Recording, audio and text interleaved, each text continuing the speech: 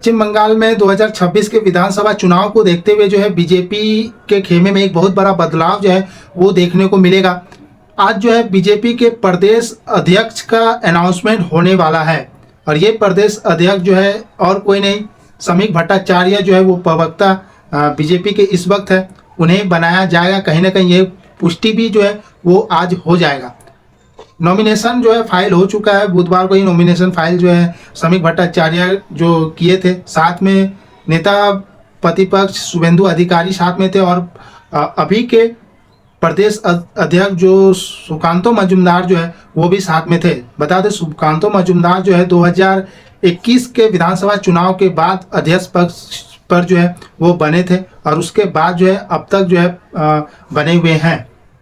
सुकांतो मजूमदार को हटाने के पीछे का रीजन है कि एक नेता और एक पद वाली जो बीजेपी का जो बात है उसको देखते हुए किया जा रहा है। सुकांतो मजूमदार जो है वो मंत्री भी है, तो इसी को देखते हुए जो बीजेपी ये नहीं चाहते कि कोई एक लीडर दो पद पर बने रहे। शुभेंदु अधिकारी को लेकर के भी चर्चा थी, लेकिन शुभेंदु अधिकारी को ऑलरेडी विधानसभा में पोस्ट जो है वो मिला हुआ है नेता प्रतिपक्ष का। तो एक ही नाम जो सामने आ रहा था वो है समीक भट्टाचार्य जो प्रवक्ता है इस वक्त बीजेपी बंगाल के। वहीं दिलीप घोष को लेकर के भी बात चल रही थी, लेकिन दिलीप घोष का कहीं ना कहीं बीजेपी से इस वक्त कनेक्शन टूटा हुआ है। कोई भी बड़े बड़े प्रोग्राम्स में बीजेपी के साथ जो है दिलीप घोष नहीं दिख रहे। मीडिया चैनलों पर भी आकर के दिलीप घोष जो है सवाल जो बंगाल बीजेपी पे जो है वो सवाल खड़े कर रहे हैं। तो आपके हिसाब से क्या लगता है, क्या बंगाल बीजेपी का जो निर्णय है, भारतीय जनता पार्टी का जो निर्णय है बंगाल प्रदेश अध्यक्ष के लेकर के समीक भट्टाचार्य का, उस पर आपकी क्या राय है? क्या सही निर्णय होने वाला है? आप लोग कमेंट करके जरूर बताएं। बाकी बंगाल का पिछले चुनाव का अगर रिकॉर्ड देखें तो भारतीय जनता पार्टी को विधानसभा में 77 सीटें मिले थे। उससे पहले 2016 में 2 सीट जो है भारतीय जनता पार्टी को मिले थे विधानसभा चुनाव में।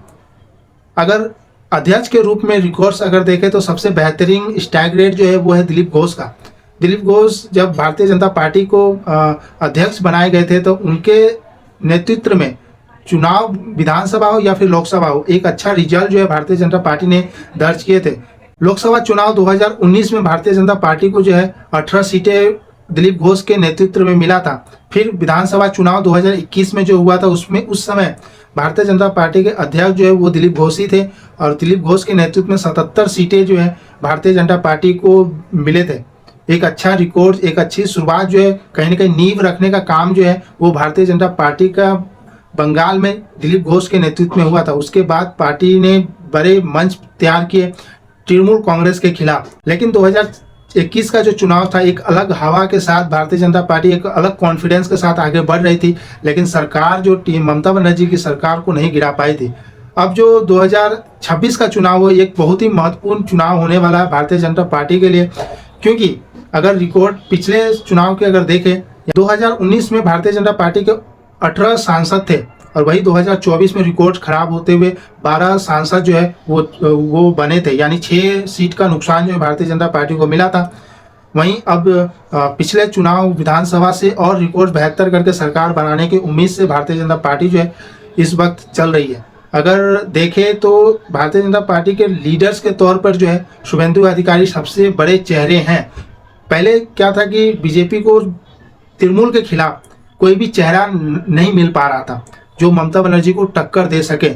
पिछला विधानसभा चुनाव नंदीग्राम से शुभेंदु अधिकारी ने ममता बनर्जी को हराया था। उसके बाद जो लाइमलाइट मिला, उसके बाद जो एक पहचान मिली बीजेपी को कि ममता बनर्जी के खिलाफ जो है वो कोई खड़ा हो सकता है, उसको टक्कर देने वाला कोई नेता है। और शुभेंदु अधिकारी इस वक्त जो है सबसे बड़े चेहरे हैं बंगाल बीजेपी के। सुकांतो मजूमदार है, दिलीप घोष है, अर्जुन सिंह है और समीक भट्टाचार्य जो अब प्रदेश अध्यक्ष भी बनने वाले हैं। तो चुनाव जो है 2026 का बहुत ही रोमांचक होने वाला है और बहुत ही ज़बरदस्त होने वाला है। दोनों पार्टी के लिए जो है एक कड़े की टक्कर जो है वो देखने को मिलेगी। टीएमसी के लिए भी इस बार का चुनाव इतना आसान नहीं होगा। खुद ममता बनर्जी ने इस बात की जो है पुष्टि की है अपने कार्यकर्ता से बात करते हुए और कहा है कि उनके भाषण को अगर आप सुनिएगा तो ममता बनर्जी साफ कहते हुए ये पाई गई कि मतलब उनके भाषण में कि इस बार के चुनाव में और ज़्यादा जोर लगाना पड़ेगा।